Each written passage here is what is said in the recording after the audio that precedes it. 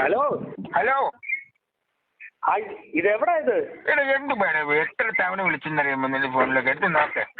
ഞാൻ അത് വിവറയിലേക്ക് ഊന്നിരിക്കുകയായിരുന്നു. അത് കഴിഞ്ഞ് ഇവിടെ വന്ന് വാനടിക്കാൻ തുടങ്ങിയപ്പോഴാണ് നോക്കിയപ്പോൾ 5-6 മിനിറ്റ് നടക്കുന്നു.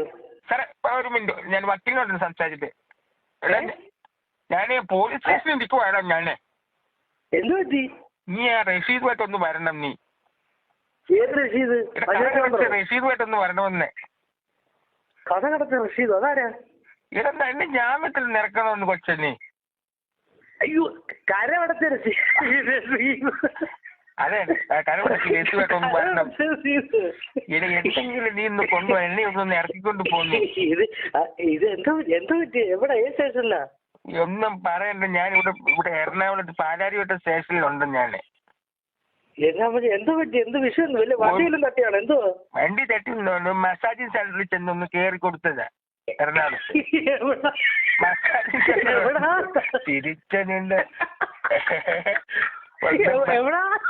എടാ മസാജിങ് സെന്ററിൽ ചെന്ന് കേറി കൊടുത്തു. നാശം പിടിക്കാനെ കൊണ്ട്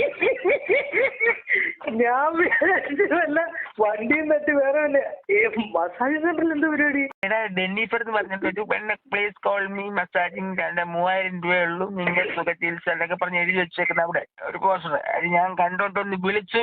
ഞാൻ അവിടെ ചെന്ന് കയറി. ഇനി വരാനും നാണക്കേടെന്ന് പറഞ്ഞാല്.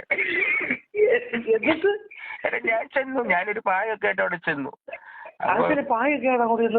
നിന്നെ വിളിച്ചിട്ട് അത് അറിഞ്ഞില്ല. പായടെ ഇവര് സ്പാ എന്ന് പറഞ്ഞപ്പോ ഞാൻ വിചാരിച്ചു ആ പാക എന്റെ മനസ്സിൽ ഇവിടെ സ്പാ ഉണ്ട് വാന്ന് പറഞ്ഞു. അപ്പൊ ഞാൻ പായൊക്കെ ചെന്നു.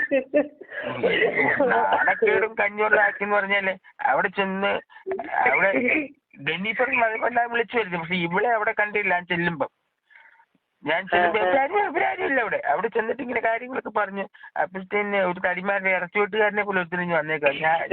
ഞാനാ ചേട്ടനെന്ന് ഞാനാ ചേട്ടനെ ചെയ്യുന്നതെന്ന്. അപ്പൊ അപ്പോഴേ എന്നെ പോയി, രണ്ടും പോയി.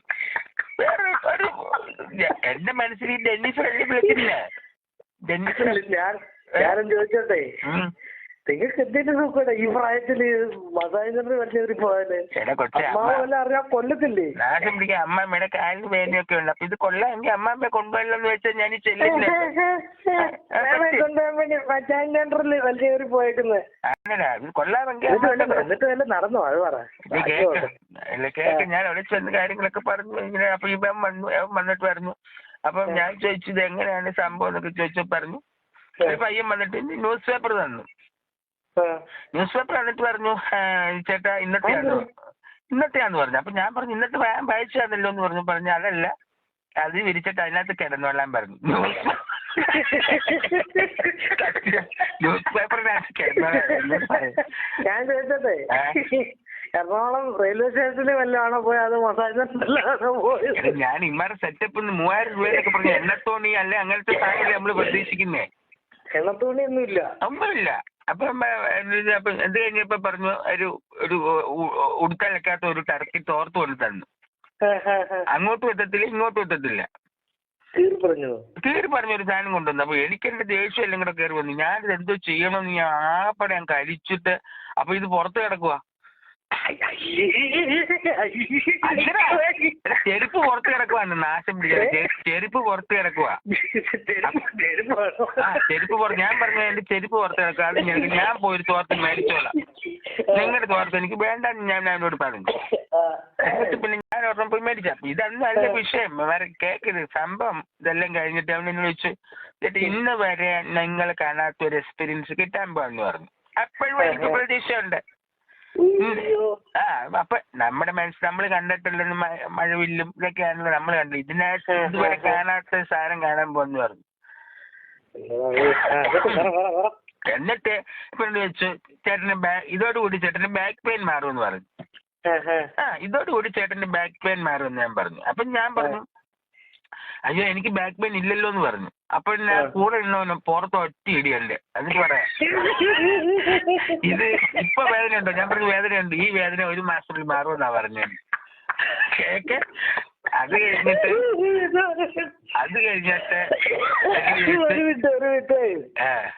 എനിക്ക് അവര് പുറത്തിട്ട് ഇടിച്ചോ? പുറത്തിട്ട് തന്നെ ഒരൊറ്റ ഇടിയുടെ അവന് ആ കൂടെ നിന്നവനെ ഒരു തടിയന് അവന് ഒറ്റ ഇടി. അത് കഴിഞ്ഞിട്ട് ഇത്തിരി കഴിഞ്ഞിട്ട് നടുവിന് വേദന ഉണ്ടോന്ന് ചോദിച്ചു. അപ്പൊ ഞാൻ എന്താ പറയുന്നറിയാമോ? ഇല്ലെന്ന് പറയാൻ പോയില്ല. എനിക്കറിയാം വണ്ടി എങ്ങോട്ടാ വളച്ചിട്ട് വരുന്നത് എനിക്ക് മനസ്സിലായി. ഞാൻ പറഞ്ഞു അപ്പൊ ഞാൻ പറഞ്ഞു നടുവേദന ഉണ്ടെന്ന് അങ്ങ് പറഞ്ഞു. കള്ളം പറഞ്ഞു ഞാൻ. അല്ലെങ്കിൽ അറിയാം ഇടി വീഴും. അതുകൊണ്ട് അയ്യോ എന്റെ പൊന്നെ അങ്ങനെ ലാസ്റ്റ് അവിടുന്ന് ഇതെല്ലാം പറഞ്ഞ് അത് ലാസ്റ്റ് ഇവനെ ഇങ്ങനെ കിടക്ക് റെഡിയാക്കി തരാന്നൊക്കെ പറഞ്ഞു. പിന്നെ ഭയങ്കര മരുന്നൊക്കെ കിടന്ന് കാണിച്ചു. പക്ഷെ അവർ ഇരിച്ചപ്പോഴാ ഇന്നുവരെ കണ്ടിട്ടില്ലെന്ന് പറഞ്ഞ സാധനം കാണുമെന്ന് പറഞ്ഞില്ലേ? ഇതൊരു എക്സ്പീരിയൻസിലേക്ക്, നിങ്ങൾ ഇതുവരെ പോവാത്ത എക്സ്പീരിയൻസിലേക്ക് ഞാൻ പോയി. എന്തൊക്കെയോ ഞാൻ നക്ഷത്രം കണ്ടു. ഇത് അമ്മാമ്മ അറിഞ്ഞില്ലേ? അപ്പം ഇത് അമ്മാമ്മയൊന്നും അറിഞ്ഞില്ലെന്ന്. ഇത് ഞാൻ സ്റ്റേഷനിൽ ചെന്നപ്പോഴില്ലേ കോമഡി. സ്റ്റേഷനിൽ ചെന്ന് എന്നെ ഷർട്ട് വരാൻ പറഞ്ഞു. ഷർട്ട് വരാൻ പറഞ്ഞപ്പോഴത്തേക്ക് SI എന്റെ പുറത്ത് ഒന്ന് വായിക്കുക. കാണിക്കവഞ്ചി പൊളിച്ച് പണം മോഷ്ടിച്ചെന്ന് എന്റെ പുറത്ത് എഴുതി വെച്ചേക്കുക. എനിക്ക് മനസ്സിലായില്ലെന്നു. എടാ ഞാന് സ്റ്റേഷനിൽ ചെന്നു. സ്റ്റേഷനിൽ ചെന്നിട്ട് ഞാൻ ഷർട്ട് ഊരിയപ്പോ SI സ്വർണത്തിന് പൊള്ളും വിലയെന്ന് എന്റെ നെഞ്ചത്ത് നോക്കിയിട്ട്. അപ്പൊ ഞാൻ തിരിഞ്ഞു നിന്നപ്പോഴത്തേക്ക് പുള്ളി കാണിക്കവഞ്ചി പൊളിച്ച് പണം മോഷ്ടിച്ചു. എന്തോ സംഭവം അറിയാമോ? അതെനിക്ക് മനസ്സിലായില്ല. ഇതാ പത്രത്തിലെ വാർത്തയില്ലയോ? ആ മഷിയെല്ലാം കൂടെ അക്ഷരമെല്ലാം കൂടെ എന്റെ ദേഹത്ത് പിടിച്ചേക്ക് വന്നത്. ഇവരെന്നെ പത്രത്തിൽ കിടത്തില്ല ഇവിടെ. അതാ പറഞ്ഞ കാളിക്ക് വെച്ച് കുത്തി പൊളിച്ചത് മോഷ്ടിച്ചു. ആ സാധനമൊക്കെ എന്നെ നോക്കി വായിക്കും SI.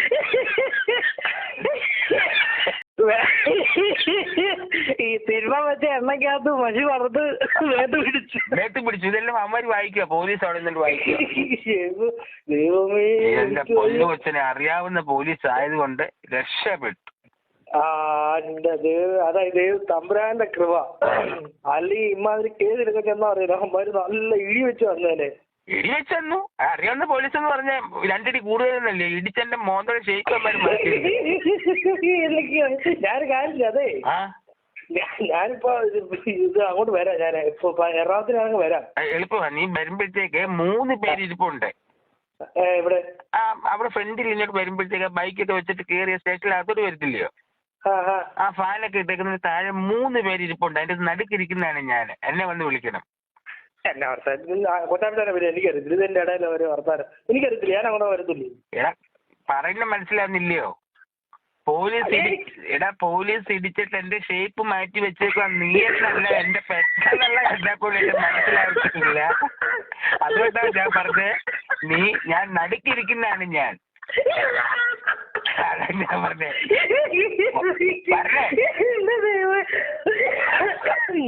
പറഞ്ഞേ